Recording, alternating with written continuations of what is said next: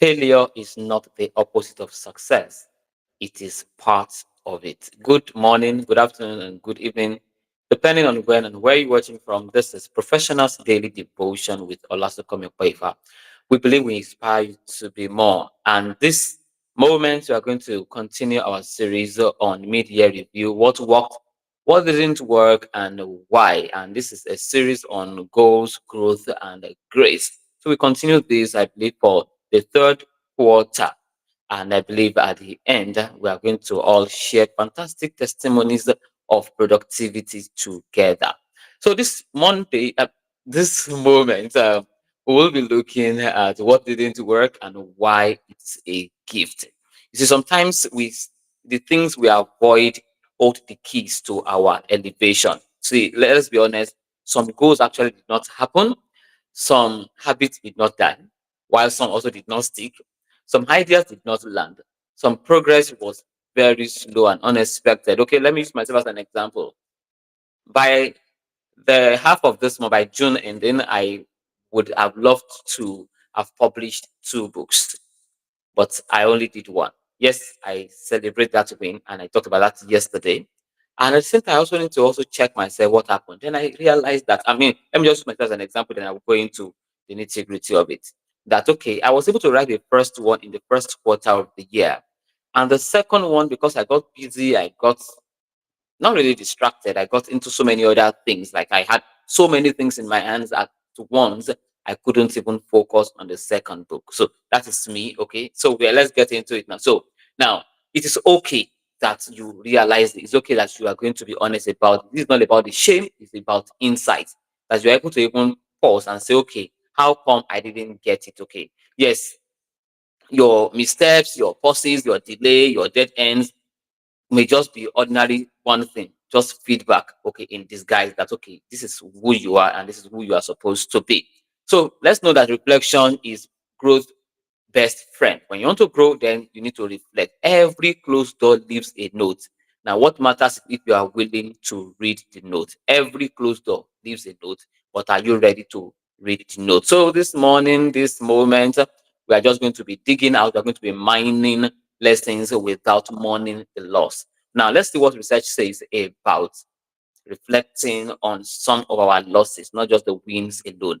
A Stanford University study on cognitive reframing shows that professionals who analyze setbacks without personal blame demonstrate faster resilience and stronger problem solving. Yeah. So you want to sit down and own it. See, it is, as I said on Monday, it takes boldness for you to stand before the mirror of your life and analyze yourself and accept it. It takes boldness. So you just have to cultivate that. According to psychology today, individuals who reflect on failures without, okay, I think that again, who reflect on failures with self-compassion rather than self-criticism show increased motivation and long-term grit. And finally, on research this morning, the growth mindset principle by Dr. Carl Dweck emphasizes that people will view failures as learning opportunities tend to perform better over time, especially in high pressure environment. So how do we go about it? So I have a framework I'm going to be sharing. It is a no shame, no blame review tool for your profession, for you as a professional rather. So it is in the framework real, REAL. And I'd love to do it this way. I do all my best to make sure that I come with something that you can actually work with or memorize. So the first one, the real, REAL. The R there stands for recognize the goal. So, what was that goal, or what is that goal that you have not been able to achieve? What specific goal, what habit, what decision didn't work out well? So, don't generalize. Don't say, I couldn't achieve my goal. What is that goal? I could not publish two books. I only published one. So, what happened to the second one? So, that is my goal. So, I need to be very specific about it. And the second book is it that, okay, the topic is not so interesting? Yeah, very fantastic topic that will have really worked out very well, especially with the theme of our conference that we just concluded, but I just couldn't get it because I had so many things in my hand. So I had to be clear about, and I'm clear. So what didn't work out that I didn't publish a second book. The first one was already ready by March. The second one couldn't come out. Secondly, there, the E, then examine the gap. What got in the way? The time, the skill, the motivation, the support, or the misalignment? Yes, in my own case, I had so many things in my hand from April, which is the second quarter, May, and June, that I had to struggle to focus my attention on the book. Okay, so many things took my attention away. Okay, and then I could not have time to say, okay, let me write or let me talk about this book compared to what it was for me in the first quarter. Were they bad things? No. Were they good things? Yes. Did they increase my productivity? To a very large extent, they did. However, I would have loved to be like a two times author in this year. Not just, I mean, I have other books on, but this year should have been. But okay, it's not too bad. So that's what that came in between. So I'm already taking that data. Data is power. Okay, you are not blaming anybody.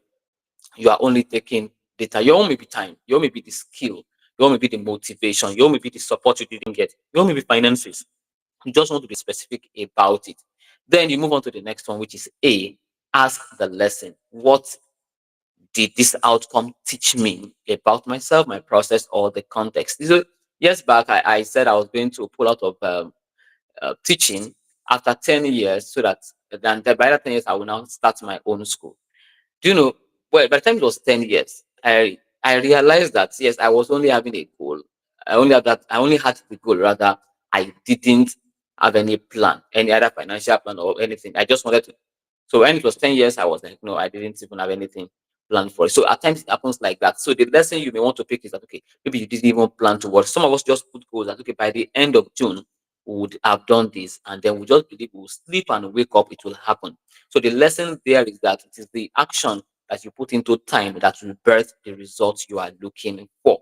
So you want to check is it the process, the context, the relationship. Okay, what lesson are you picking out of it? Maybe you were just sleeping and you were just waking up. Maybe you're not working in alignment with it. Okay, every breakdown has a hidden breakthrough. So pick the lesson there and work with it. And finally, list a new possibility. The L, list a new possibility based on what I now know, based on the reality. How will I adjust moving forward? So learning from that my 10-year goal now, I discovered that okay, if any goal I have, I need to just work towards it step by step. It doesn't happen by itself.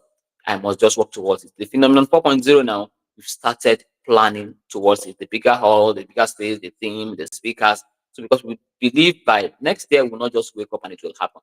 The book I want to write next now, I've started working towards it. What I will achieve by the end of September, I guess, okay, that should be the end of the third quarter. Okay, I have started working towards it. Are you doing that? So this is how you are able to convert reflection into strategy. Then you will see yourself achieving it. So a call to action for you this morning. So name one or two goals that didn't work and then follow the real framework to see how to achieve something fantastic for yourself. And by the time you see yourself doing this, it's a matter of time, okay? And consistency, you will see yourself achieving great results, okay? Being very productive, and you'll be like, wow, yes, it's that way. And it becomes something you enjoy doing. You see, productivity is very sweet. When yes, it's very sweet at the end. You know, you become very productive and you look back, wow, it's worth it. But you know what? You have to put energy, you have to put intentionality into play. Just have to work effectively there. So let's take our words of affirmation this morning, and then we have a beautiful day. I believe you had a beautiful day too, in case you are watching this later in the evening. So let's say this after me. My detours are not defeats. I don't waste failures. I learn from it. I walk forward with clarity, not shame. I lead myself with insight and intention.